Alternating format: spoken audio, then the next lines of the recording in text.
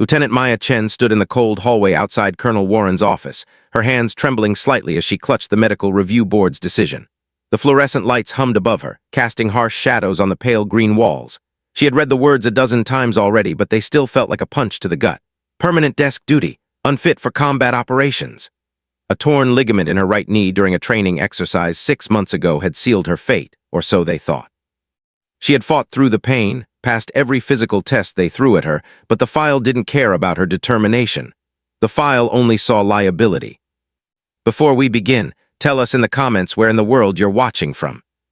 Door opened, and Colonel Warren gestured her inside without a word. His office smelled of old coffee and printer paper, a small space crammed with filing cabinets and commendation plaques. He sat down heavily in his chair and looked at her with something that might have been sympathy. "Chen, I know this isn't what you wanted to hear," he said, his voice gruff but not unkind. "But regulations are regulations. You're one of our best intelligence analysts. There's no shame in serving from behind a desk." Maya felt her throat tighten. She had joined the military to make a difference on the ground, not to spend her days staring at satellite images in a climate-controlled room. "With respect, sir, I can still fight," she said quietly. Colonel Warren sighed and shook his head. "The decision is final. You report to the Joint Operations Center on Monday. Dismissed." 3 days later, Maya sat in the dim glow of multiple computer screens, monitoring communications traffic from a conflict zone 8,000 miles away. The JOC was a bustling hive of activity, with analysts and officers moving between workstations, their faces lit by the blue light of monitors. She had been assigned to track enemy supply routes, a task that felt painfully distant from the action she craved. Her knee ached dully as she shifted in her chair, a constant reminder of what she had lost.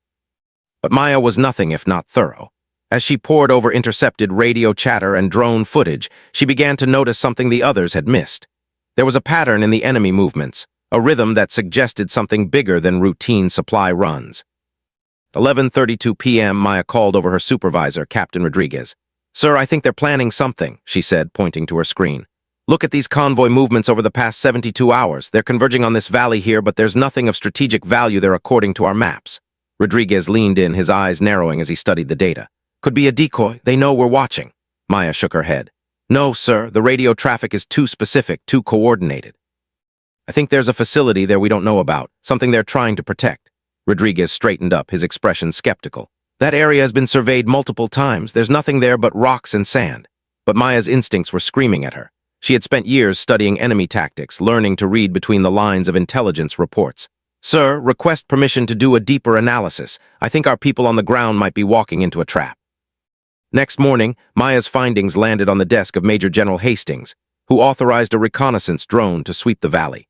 What they found made everyone in the JOC go silent.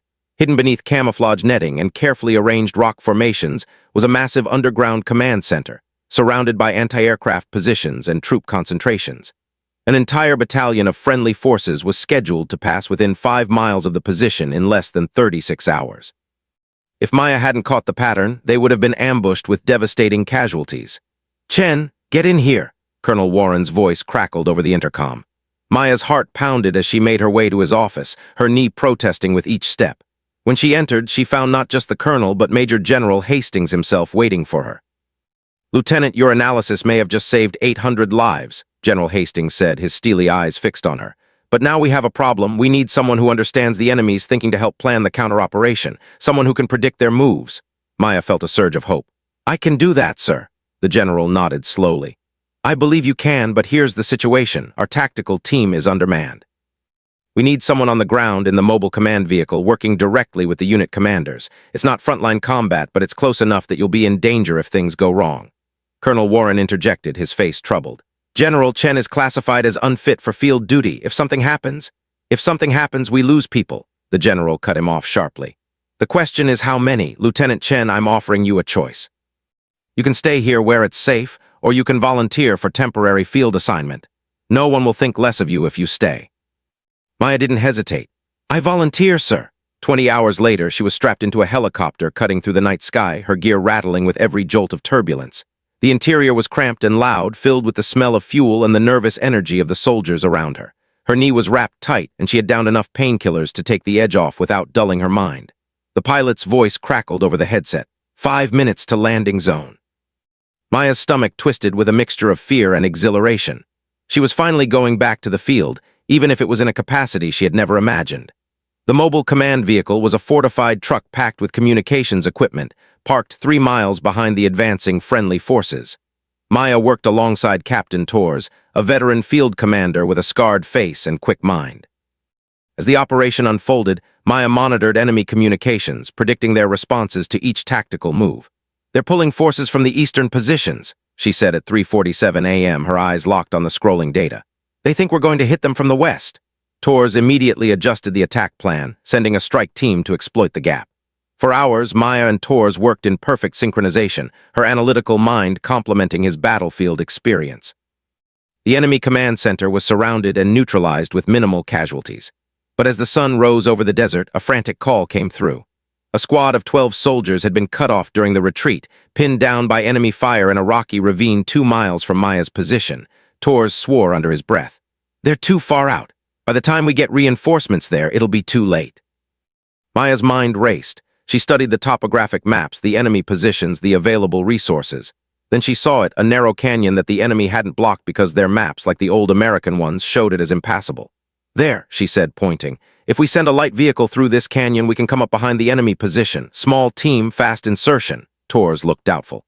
"That canyon hasn't been surveyed, could be mined, could be a dead end." Maya met his eyes. "It's not. I've been studying satellite images of this area for 3 days. The canyon opens up right behind their position. It's our best shot." Torres made the call.